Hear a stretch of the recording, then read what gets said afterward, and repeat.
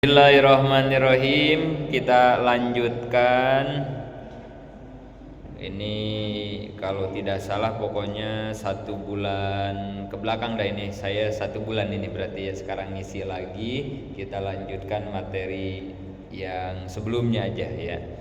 Kita sedang membahas tanda-tanda iman ya, kalau tidak salah ya, di pertemuan sebelumnya itu ya. Kangjeng Nabi menemui para sahabat, kemudian Nabi menanyakan kabar, kemudian para sahabat menjawab, alhamdulillah kami beriman kepada Allah, gitu ya. Nah, kemudian Nabi bertanya, kalau memang kalian beriman, tanda iman kalian apa, gitu ya. Jadi hadis ini akan menjelaskan tentang tanda-tanda iman. Ada 3 di sini ya, tanda-tanda iman itu semuanya ada 3. Ini penting kita ketahui, kita pahami bersama, karena khawatir kita ngakunya sudah beriman, padahal satu pun tanda iman tidak ada di diri kita, misalnya gitu ya. Berarti kita belum dianggap beriman kalau begitu. Maka kita penting mengetahui apa saja tanda iman tersebut. Wa ma alamatu imanikum qalu. Kemarin udah kalau nggak salah nih nomor 1 ya, tanda iman yang pertama apa ya? Sabar.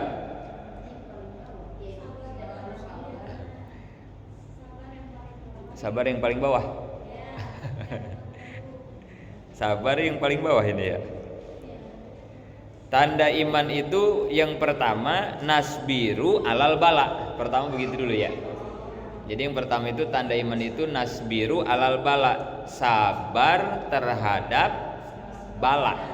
Balai ya, balai musibah gitu ya. Jadi tanda iman pertama itu seorang yang beriman selalu sabar menghadapi berbagai bala gitu. Berarti kan di sini ada 2 poin yang harus kita pahami. Pertama apa itu sabar, yang kedua apa itu bala. Berarti gitu ya, sabar dan bala. Nah, kemarin kita sudah bahas sabar. Sabar ada berapa tingkat kemarin? Nah, 3. Kita baru membahas yang paling bawahnya ya, yang paling rendah, sabar paling rendah. Apa itu sabar yang paling rendah kemarin? Tarku syakwa, tidak pernah mengeluh. Nah itu ya, sabar paling bawah itu tingkatannya, orang sabar itu hidupnya tidak pernah ngeluh. Ngeluh dari apa? Bala. Kan tadi bala ya, judulnya kan tadi bala ya. Orang beriman itu sabar terhadap bala. Nah, sabar yang paling rendah berarti dia tidak pernah ngeluh ketika mendapat bala. Nah gitu ya, nanti balanya kita bahas setelah ini berarti ya. Sekarang kita pahami dulu ngeluhnya aja dulu. Ngeluh, enggak boleh ngeluh. Nah, orang sabar itu tidak boleh ngeluh. Seberat, sesulit, sepusing, secapek, apa lagi? Seberat, sesulit, sepusing, secapek, siapa lagi? Sekian dan terima kasih. Yaitu maksudnya kita kadang kan gitu ya ngadepin itu ya. Berat banget gitu ya, sulit banget gitu ya, capek, ya kan gitu ya. Nah, maka seberat, sesulit, sepusing apapun bala, musibah, masalah yang datang kepada diri kita, kita tidak boleh ngeluh gitu. Kalau pengen jadi orang sabar, ini dia masih sabar paling bawah ya. Kita di sini aja kayaknya belum lulus ini ya. Ini di sabar paling bawah aja kita belum lulus kayaknya ya. Kita masih masih gitu kita mah ya. Ada gitu dah. Aduh-aduhan mulu kita ya. Aduh. Di makalah lain dikatakan yang gak boleh ngeluh itu kepada manusia. Nah, di makalah lain nih, ingetin ya. Jadi yang dimaksud tidak boleh ngeluh itu kepada sesama manusia. Kalau ke Allah bagaimana? Boleh. Ke Allah mah boleh. Kenapa kalau ke Allah boleh? Karena ngeluh ke Allah mah amma sikayatu billah fahiya fi maqamid du'a. Ngeluh ke Allah mah sama dengan kita ngedoa ternyata.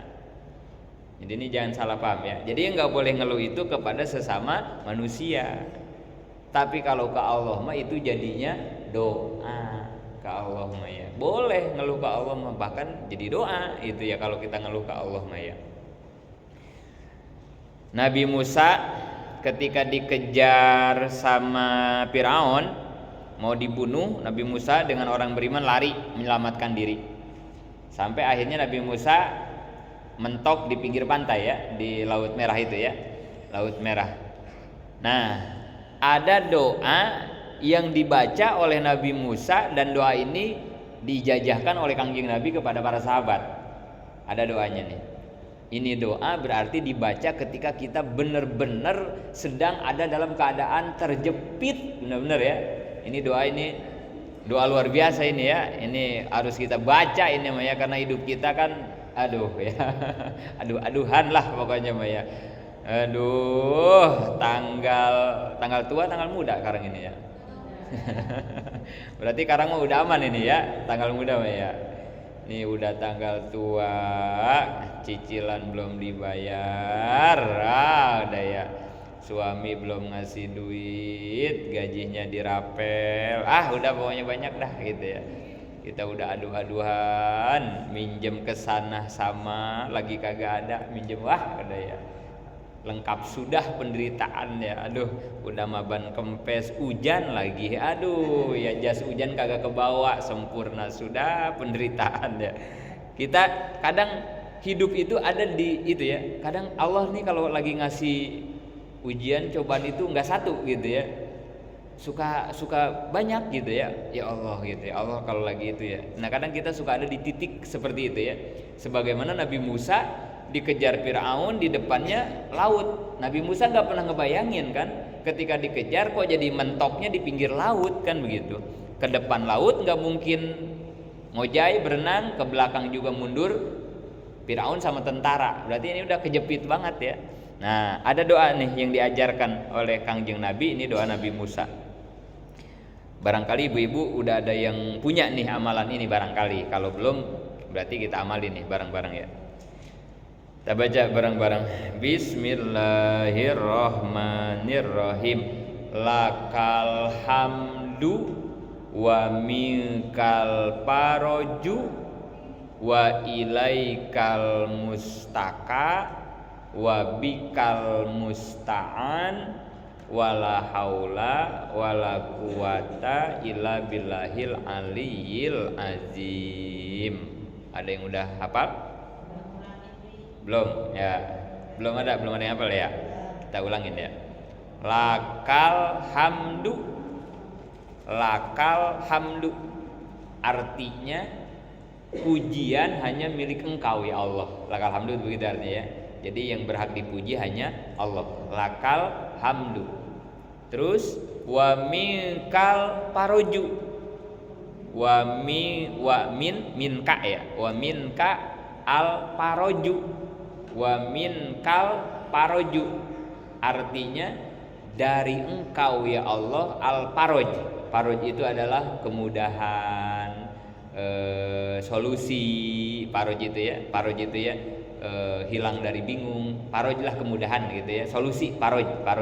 Wa minkal paroju wa lakal hamdu wa minkal paroju wa ilaikal mustaka. Wa ilaika al mustaka, sin gede, mustaka, mim sin gede ta kaf, mustaka. Wa ilaikal mustaka artinya hanya kepadamu kami berkeluh kesah. Nah, wa ilaikal mustaka itu hanya ke Allah kita ngeluh, berarti gitu ya. Wa ilaikal mustaka hanya kepada Allah kita mengeluh ya, mengeluh. Wa ilaikal mustaka. Wabikal musta'an. Wabika al musta'an. Mim, sin kecil, ta, ain, nun. Musta'an. Wabika al musta'an. Wabikal musta'an. Artinya wabika hanya kepadamu al musta'an kami mohon pertolongan. Artinya itu ya, hanya kepadamu kami mohon pertolongan. Wabikal musta'an. Lakal hamdu lakal hamdu wa minkal paroju wa ilaikal mustaka wa bikal musta'an wala haula wala quwata illa billahil aliyil azim. Apa artinya la haula? Tidak ada daya upaya, tidak ada kekuatan kecuali dengan pertolongan Allah yang Maha Agung. Nah, ya. Coba bareng. Lakal hamdu wa minkal faraju wa ilaikal mustaka wa bikal musta'an wala haula wala quwata illa billahil aliyil azim. Udah ketulis? Apakah saat ini ibu-ibu ada yang punya masalah? Selamat membaca dan mengamalkan doa tersebut. Baca sama kita ya. Mudah-mudahan sesulit, sepelik, serumit apapun masalah yang saat ini kita hadapi, segera Allah berikan jalan keluarnya. Amin ya Allah ya rabbal alamin. Sebagaimana Nabi Musa.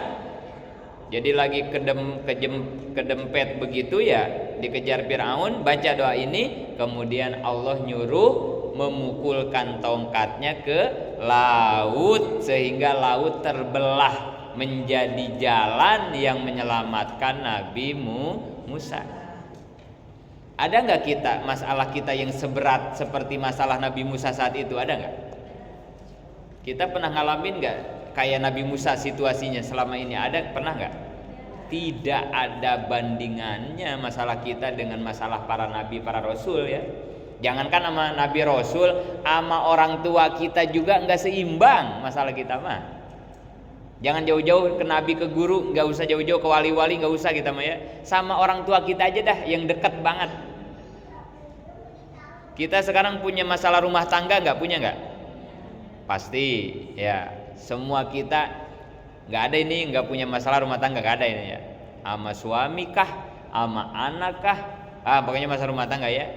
Masalah rumah tangga kita dibandingin dengan masalah rumah tangga orang tua kita jauh lebih berat orang tua kita. Pasti itu mah pasti ya. Karena itu mah ada hadisnya. Kata Nabi, ujian yang terberat yang Allah berikan itu kepada para rasul, kemudian para nabi, kemudian para sahabat, para tabiin, terus ke bawah mah tambah ringan. Pasti begitu ya. Pasti. Jadi kita ngadu masalah sama orang tua kita aja udah beda kelas. Tapi buktinya orang tua kita sampai meninggal bisa nggak mempertahankan rumah tangganya? Bisa. Mohon maaf kalau ada orang tuanya yang bercerai, mohon maaf ya. Cuman kita ini lagi ngambil yang ininya aja ya. Artinya banyak orang-orang tua kita yang sukses mempertahankan rumah tangganya sampai akhir hayatnya ya, banyak ya. Ngurus kita, anak-anaknya sukses, bahkan anaknya juga orang tua kita mah 10, 12 kan begitu ya. Kita mah kadang cuma 2, 3, 4 kadang begitu ya. Tapi orang tua kita sukses. Artinya apa? Masalah orang tua kita pasti jauh lebih berat dibanding masalah kita, tapi mereka juga pada mampu. Makanya kata guru, salah satu cara kalau kalian pengen selesai dari berbagai masalah, kalau lagi ada masalah, sering-sering jarah ke orang tua. gitu katanya. Apalagi kalau bisa seminggu sekali setiap hari Jumat, itu paling bagus-bagusnya jarak ke orang tua. Kalau Jumat kagak bisa, Kamis sore nggak apa-apa. Kalau Kamis sore kagak bisa, hari apa aja bisanya silakan jarah, minimal seminggu sekali. Seminggu sekali juga kagak bisa, sebulan sekali jarah ke makam orang tua. Aduh, sebulan ge repot, 2 bulan nggak bisa, 3 bulan, 4 bulan, udah dah ujung-ujungnya mah lebaran baru jarah. Mau puasa sama hari lebaran ya. Ya kebangetannya itu mah ya, janganlah ya.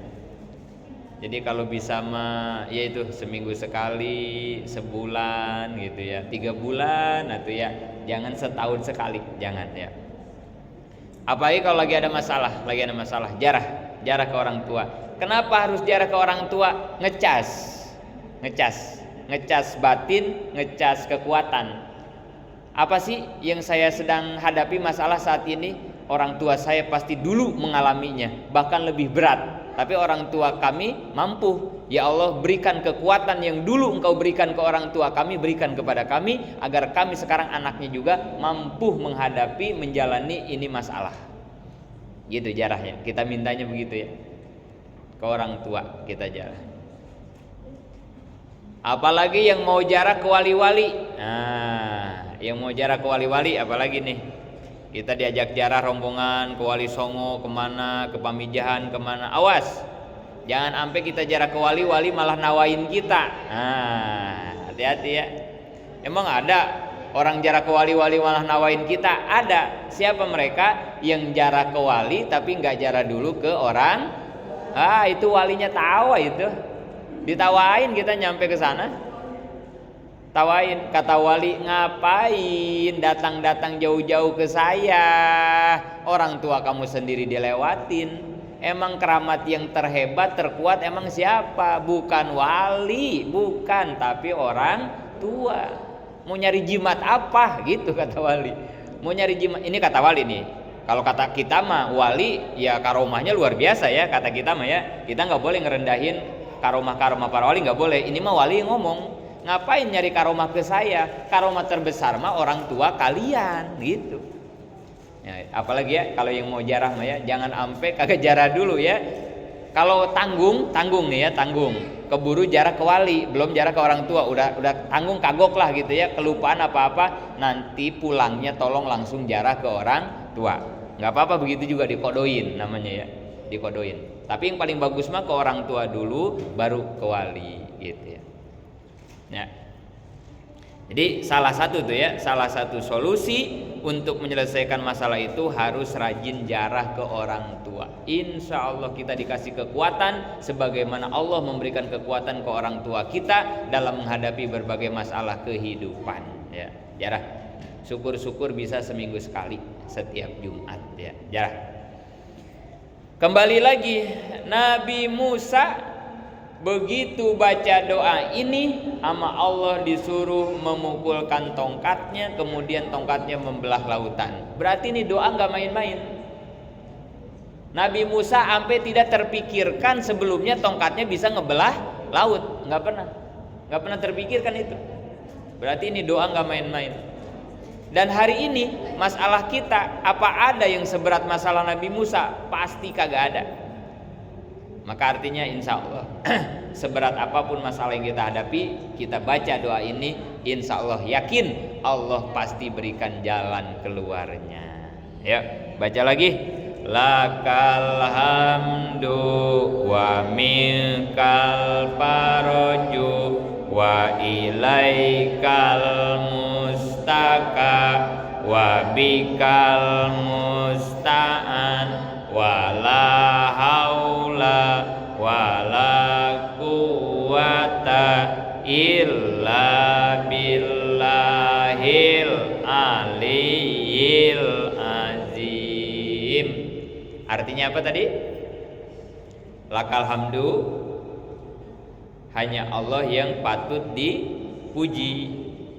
Wa minkal faraju, kemudahan datang dari Allah. Wa ilaikal mustaka, hanya kepada Allah kita mengeluh. Jadi yang boleh ngeluh mah hanya ke Allah doang, nggak boleh ngeluh kepada manusia. Kenapa kita harus ngeluhnya ke Allah? Wa bikal musta'an, karena Allah yang bisa nolongin kita. Manusia bisa nolongin kita nggak? Nggak ada yang bisa.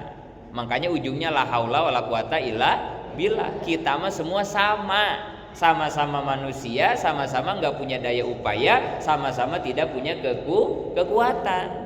Yang bisa nolongin masalah kita mah hanya Allah. Makanya ngeluhnya harus ke Allah, karena Allah yang bisa nolongin nyelesain masalah kita. Kalau kita ngeluhnya ke manusia mah manusia nggak bisa nolongin kita, nggak bisa nyelesain masalah kita. Makanya ngapain ngeluh ke manusia gitu. Jangan. Udah tahan jempolnya, jangan apa aja dijadiin status WA. Jangan. Mau ngapain sih bikin status WA? Kali aja ada yang baca. Kalau udah ada yang baca mah kali aja ada yang ngechat. Kan gitu harapan kita tuh ya. Memelas kepada manusia. Padahal manusia itu sendiri juga sama masalahnya kayak kita. Saya sering nyampein ya. Naon cek bahasa Sundana teh lamun orang ngeluh ka manusia teh sarua wae pajenggut ejeung anu gundul. Sama aja kita jenggut-jenggutan sama orang yang palanya botak, nggak dapat apa-apa main jenggutan sama yang botak mah. Yang ada ngadu pala kita teh jadinya ya. Ibu-ibu mau curhat, mau ngeluh masalah rumah tangga sama saya, kan saya juga sama punya rumah tangga, Ibu. Mau ngeluh apa rumah tangganya sama kita? Anak Pak Ustadz, kemarin kata saya anak ibu berapa? 3, anak saya 6, Ibu. Jadi banyakan saya masalah anak mah, masalahnya maksudnya kan gitu ya. Masalah ekonomi, apa masalah ekonomi? Saya punya utang Pak Ustadz, utang saya lebih gede, Ibu. Gitu ya. Terus mau ngapain kita ya? Ngeluh ke manusia, ngadu masalah doang jadinya ya, tanpa ada solusi. Udah, stop, berhenti. Lagian dilarang oleh agama. Bahkan dikatakan kita nggak sabar kalau kita suka ngeluh. Udah, berhenti, udah. Stop, bikin status keluh kesah. Stop. Datang ke tetangga cuman mau curhat-curhat. Stop. Udah nggak ada cerita curhat-curhat hari ini, nggak ada.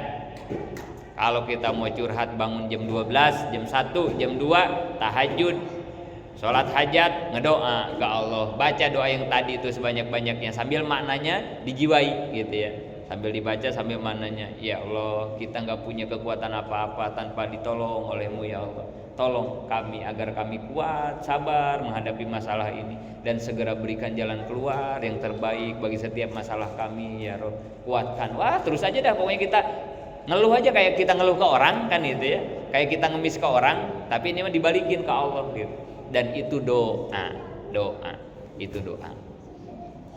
Ya. Terus tingkat sabar nomor 2 sekarang kita lanjutin. Sabar ada 3 tingkat. Tingkat yang paling bawah tidak ngeluh. Naik lagi nih. Naik agak bagus berarti ini. Sabarnya agak bagusan. Naik 1 level ya. Apa yang kedua?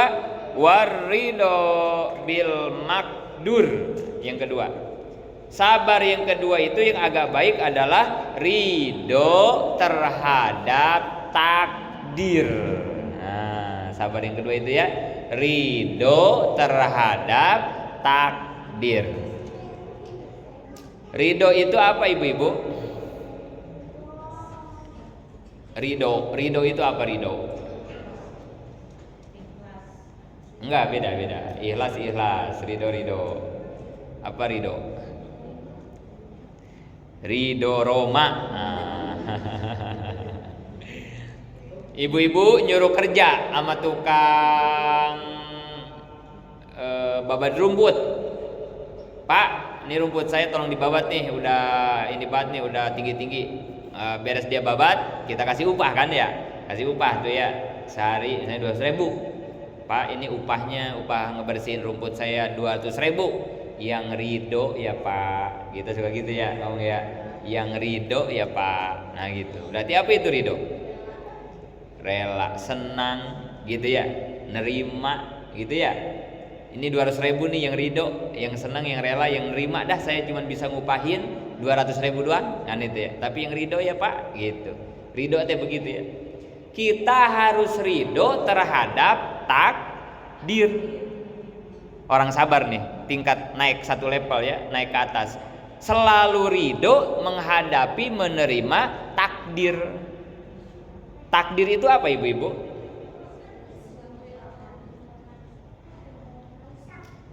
Takdir, apa itu takdir? Ketetapan Allah, ya. Sifatnya disebut sifat kudrot, sifatnya ya, sifat Allahnya ya. Allah punya sifat kudrot. Kudrot itu Allah maha kuasa. Kekuasaan Allah itu namanya takdir.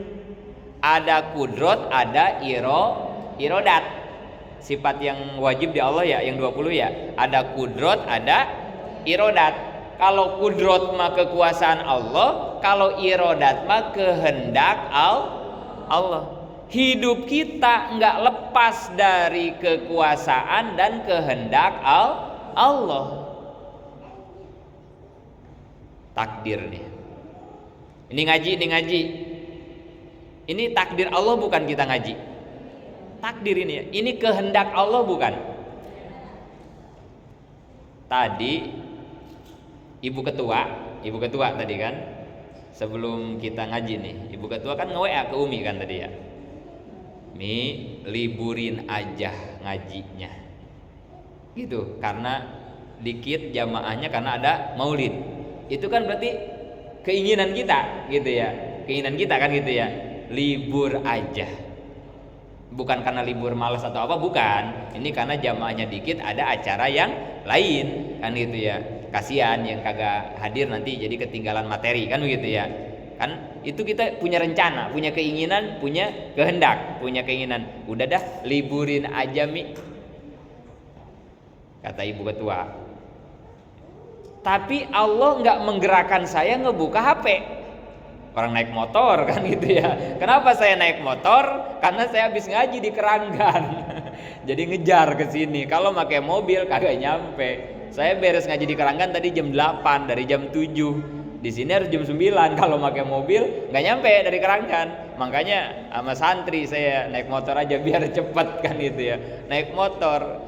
Di motor kan nggak megang HP kan itu ya, nggak buka-buka WA. Dibukanya di sini tadi sama saya kan itu ya. Libur aja Bi, kata si Ibu katanya. Aduh Mi udah nyampe di masjid ini kata saya kan gitu ya. Itu kan kehendak kita, keinginan kita. Pengen libur kita ini, pengen libur ya, kehendak kita. Bisa ngelawan kehendak Allah kita, bisa nggak? Ya Allah, kita pengen nggak ngaji ini pagi ini ya, tapi sama Allah dipaksa ngaji. Ada berapa orang aja ngaji? Jangan dibuka itu Bi, WA-nya Bi. Terus naik motor Bi, nyampein ke Antasari. Nyampe. Coba kalau tadi saya buka WA ya di tengah jalan ya. Saya buka aja WA, nggak jadi saya ke sini. Saya langsung pulang aja mendingan ke pesantren ya, lebih dekat ya dari Keranggan kan gitu ya. Tapi Allah nggak mau kita nggak ngaji pagi ini ya Allah ya. Nggak mau, Allah nggak redo kita nggak ngaji pagi ini ya. Harus nyampe Bi. Ayo jamaah juga yang masih di rumah dipanggil sama Allah. Ayo nggak apa-apa lah. Tapi ada ya yang hadir kita ngaji. Ini satu bukti hidup kita nggak bisa ngelawan kehendak dan ketetapan Allah. Nggak bisa. Maka kata Ibnu Athaillah dalam kitab Hikam, arih nafsaka anit tadbir. Istirahatkan dirimu dari ikut campur ngatur takdir Allah. Jangan capek, nggak kuat, nggak bisa. Udah, arih nafsaka, istirahat. Udah. Jangan ikut-ikutan ngatur takdir Allah. Jangan suka ikut-ikutan ngedikte ketetapan Allah. Jangan ikutin aja kudrat sama irodat Allah. Ketetapan dan kehendak Allah ikutin aja. Nggak bisa dilawan. Kalau dilawan capek. Nggak kuat kita, nggak capek nggak kuat. Udah, mendingan diikutin, itu lebih menenangkan hati kita. Kita kan banyak keinginan tuh ya, pengen ini, pengen kata kita ya, rencana juga banyak kita ya pengen ini. Apakah setiap keinginan dan rencana kita terjadi sesuai keinginan kita? Tidak. Tidak. Al-insan bitadbir, wallahu bitakdir. Manusia hanya punya rencana, ketetapan tetap milik Allah. Ana uridu wa anta turidu, wallahu fa'alul lima yurid. Saya punya keinginan, ibu-ibu juga punya keinginan, tapi yang punya keinginan sejati hanya Allah. Udah. Ini orang sabar nih. Yang kedua, pengennya mah anak teh nikah sama, itu kan kayak gitu tuh ya. Nikahnya malah, kan gitu. Dalam hidup kita begitu ya. Usaha udah di planning, udah direncanain, udah matang. Kenapa jadi begini ujungnya usaha kita ya? Ya Allah. Pengen perumahan teh, kita teh banyak hidup teh begitu ya. Waduh, capek kita itu ngikutin keinginan yang selalu dibenturkan keinginan kita dengan keinginan Allah. Capek. Pengen punya anak yang bisa ngaji, kan gitu ya. Banyak kayak gitu. Pengen punya tetangga teh yang begini, maulid teh pengen begini, banyak gitu. Tapi pada buktinya banyak sekali keinginan kita yang tidak sama dengan keinginan Allah. Lebih baik ya sudah, bukan gak boleh punya keinginan, bukan gak boleh punya rencana, bukan. Tapi tolong ketika kita punya keinginan dan punya rencana, di hati tetap dipasang, sekuat apapun keinginan dan rencana saya tidak akan bisa mengalahkan keinginan dan rencana Allah. Itu harus dipasang di hati, supaya kalau nanti tidak sesuai dengan harapan kita udah siap, nggak stres lagi gitu ya. Bukan nggak boleh punya keinginan. Manusia hidup mah wajar, punya mimpi, punya keinginan, punya target, silahkan. Tapi tolong secara tauhid, secara akidah, secara iman, siapkan di hati kita bahwa keinginan Allah dan rencananya itu yang akan terjadi. Gitu.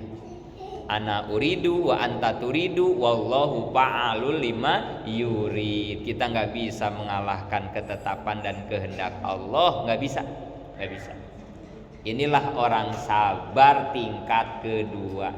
Pengennya mah A, tapi ternyata Allah menghendaki B, terima aja B-nya gitu. Caranya gimana supaya kita bisa menerima setiap ketetapan Allah? Wa ma khalaqta haza batila. Ayatnya itu ya. Tidaklah aku menciptakan sesuatu sia-sia, kata Allah. Wa ma khalaqta haza batila. Tidaklah aku menciptakan sesuatu itu sia-sia. Enggak mungkin Allah menciptakan sesuatu itu sia-sia, enggak mungkin. Enggak ada. Apapun yang Allah berikan kepada kita, takdirkan kepada kita, itu yang terbaik buat kita. Apa hasibtum annama khalaqnakum abasa? Jangan kau kira aku menciptakan sesuatu itu hanya main-main. Enggak pernah aku, kata Allah. Enggak pernah iseng-iseng aku mah menciptakan sesuatu. Semuanya ada hikmah, ada rahasia, ada kebaikan buat hambaku. Yakin itu. Walaupun kadang yang kita terimanya pahit, walaupun. Termasuk menurut ulama-ulama tasawuf, walaupun itu adalah sebuah kemaksiatan. Bayangin, kata kita mah maksiatnya jelek, kata kita mah ya. Dosa itu jelek, kata kita mah ya. Kalau kita melakukan maksiat itu jelek. Tapi kata ulama tasawuf yang hatinya bersih, walaupun kita sama Allah ditakdirkan terjerumus kepada dosa dan maksiat, terima. Karena pada hakikatnya itu adalah kebaikan buat kita. Coba kira-kira ibu nyampe nggak pemikirannya? Kemaksiatan, kita melakukan dosa, tapi itu jadi kebaikan buat kita. Kepikir nggak? Bener nggak begitu? Apa benernya? Akan jadi, itu satu. Oke, betul. Dengan kita berbuat dosa, maksiat, nanti kita jadi lebih baik lagi. Bagus. Ada lagi nggak? Kemaksiatan itu, walaupun maksiat walaupun dosa, ternyata itu kebaikan buat diri kita ternyata. Menurut ulama-ulama tasawuf ini ya, yang udah bersih banget mata hatinya ya. Kalau kita ngelihat dosa jelek, bahkan kita bakal ngehina, ngebully orang yang melakukan maksiat kita mah ya. Tapi padahal itu tidak, itu kebaikan buat hambaku. Apa kebaikannya coba? Jadi ibroh, pelajaran kan gitu ya. Yang paling pas kebaikannya bagi pendosa adalah innallaha yuhibbut tawwabin. Allah sangat mencintai orang-orang yang tobat. Kira-kira kalau kita nggak punya dosa, nggak maksiat, bakal tobat gak? Terus kapan kita menjadi hamba yang dicintai Allah dengan jalan Alhamdulillah ya Allah, saya barusan ngomongin tetangga. Alhamdulillah ya Allah. Jadi sekarang saya bisa tobat gara-gara tadi saya ngomongin tetangga. Coba kalau tadi saya nggak ngomongin tetangga, masa iya sekarang saya mau tobat? Kan nggak bisa. Alhamdulillah ya Allah, saya terima takdir ngomongin tetangga. Tapi jangan diomongin itu mah, jangan itu mah ya. Nanti gara-gara ini jadi hayu ngomongin tetangga, jangan, bukan. Tetap kita mah harus ngejaga diri dari maksiat kepada Allah. Tapi kalau Allah takdirkan kita melakukan maksiat, jangan dijadikan keputus asaan, tapi ini jadikan ladang, jembatan buat kita mengambil hikmah dan amalan dan pahala, yaitu dengan taubat. Sampai ke situ tuh ya. Saking kita kudu nerima takdir Allah, tidak ada takdir Allah yang buruk. Asa antakrahu say'an wa huwa khairul lakum, wa asa antakrahu antuhibbu say'an wa huwa sarul lakum. Kadang kata kita ini baik, padahal kata Allah jelek. Kadang kata kita ini jelek, padahal kata Allah baik. Siapa yang lebih tahu, kita apa Allah? Nah gitu. Kata kita mah sehat teh baik, kata kita. Kata kita jadi orang kaya teh baik, kata kita. Kata kita kalau punya Alphard baik, kata kita. Padahal Allah mah tahu. Jangankan punya Alphard, kamu baru dikasih Avanza yang terbaru aja kaca filmnya 80%. Sama tetangga sampai kagak kenal, kaca diitemin kan begitu ya. Apalagi kalau punya mobil Alphard. Udah. Jangan ikut campur ngatur-ngatur ketetapan Allah. Jangankan jadi orang kaya, kemarin aja punya duit 5 juta udah susah ngaturnya. Nah gitu ya. Kemarin aja megang duit 10 juta udah bingung ngaturnya. Apalagi kalau dikasih MM-an kan gitu ya. Kayaknya semalaman gak bisa tidur, ini ngapain kan gitu ya. Jangan. Udah ridho bil makdur. Apa yang Allah berikan kepada kita, terima, ridho, seneng, karena ini udah pas. Ini udah pas banget. Gak kegedean, gak kekecilan. Takdir Allah membuat kita pas. Suami kerjanya ini, gajinya segitu, udah itu segitu tuh udah pas. Apa buktinya pas? Kita bisa ngaji dengan rezeki yang sekarang, kita bisa silaturahmi dengan banda kita yang sekarang, kita bisa sholat, bisa ngapain ya dengan harta kita yang sekarang kan ya. Berarti ini udah barokah banget, ini rezeki milik yang Allah kasih ke kita. Dengan rezeki ini bisa tahajud, bisa ngaji, ya Allah barokah banget. Udah, jangan pengen ditambah, jangan pengen dikurangi. Udah, ini udah pas banget, udah ini. Udah pas banget ini. Karena belum tentu kalau rezeki kita ditaikin, usaha suami dibikin maju, kita masih bisa begini nih, belum tentu. Makanya udah. Jangan ikut campur ngatur-ngatur takdir Allah. Terimakan saja yang Allah berikan kepada kita, karena ini udah takdir yang sangat pas buat diri kita. Kita mampunya segini. Belum tentu kita jadi pengusaha kenal sama tetangga, belum tentu. Kenapa pagar rumah kita sekarang segini? Karena bandanya segini. Coba kalau dikasih emas 10 kilo, nggak bakal itu pagar rumah kita segitu, nggak bakalan nyapa tetangga kita kalau punya emas 10 kilo, enggak. Kenapa kita masih nyapa, masih ngobrol, masih bercanda? Karena banda kita segini-gininya. Berarti kan ini banda barokah banget ya. Kita bisa bercanda, silaturahim sama tetangga. Coba kalau jadi orang kaya, nggak bakalan itu rumah, gerbangnya juga tinggi banget. Mau ketemu aja tetangga kita sama kita jadwal dulu, wah ya, terhambat silaturahmi kita. Apalagi ngaji ke masjid mah, udah jadi orang kaya mah udah lewat. Mohon maaf, izin, ini ada meeting ke Singapura. Minggu besoknya izin lagi, ini mau ada datang ini dari ya, gara-gara hartanya banyak. Seperti siapa? Salabah. Salah satu sahabat Nabi yang gak pernah ketinggalan berjamaah ketinggalan berjamaahnya itu gara-gara sarungnya cuman satu, harus bergantian dengan istrinya.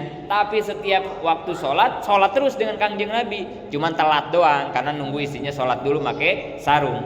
Sa'labah, sampai suatu saat Sa'labah ngeluh, minta, ngerengek ke Nabi, ya Rasul, doakan saya supaya saya jadi orang kaya.